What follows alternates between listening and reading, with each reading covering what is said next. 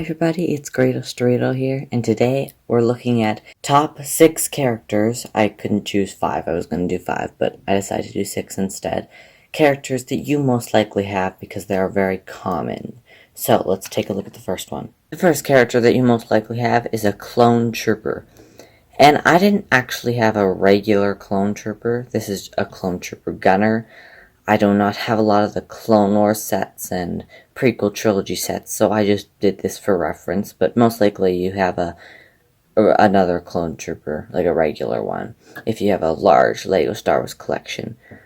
One reason why I put this on my list is because in 2008, the Clone Wars came out, and LEGO decided to do quite a few sets. And LEGO started when all the prequel trilogies were coming out, so again, clone troopers were coming out quite frequently. So that's why I put this one on my list. The next one I put on my list is a battle droid.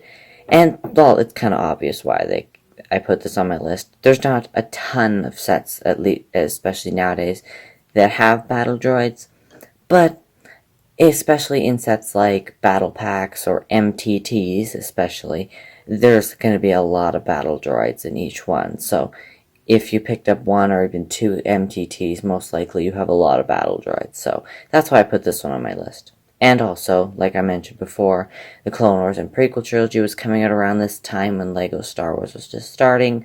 So again, that's why I put this one on my list. And the third character we're going to look at is one that you've probably already guessed by the title. It is R2-D2. And it makes sense because R2-D2 is in episode 1, 2, 3, 4, 5, 6, 7, 8, and 9. I don't know if he's in Solo or Rogue One, but he's in a lot of movies, which makes sense why they put him in.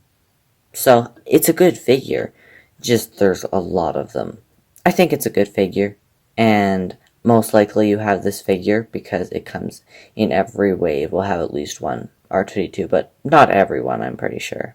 But there are probably some exceptions, but most likely every wave will have at least one R2-D2 minifigure released. So, yeah, kind of obvious why I put this one on the list.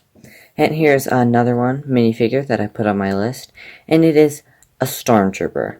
So, I'm kind of just lumping all of the 4 types of Stormtroopers that they've come out with for the original trilogy all into one. So most likely you have a Stormtrooper because it's from the original trilogy, and while LEGO Star Wars started after the original trilogy, they kind of have been doing lots of sets from the original trilogy afterwards.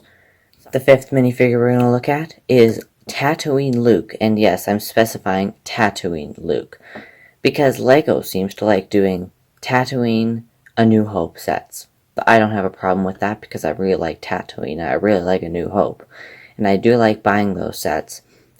And he appears in a lot of them.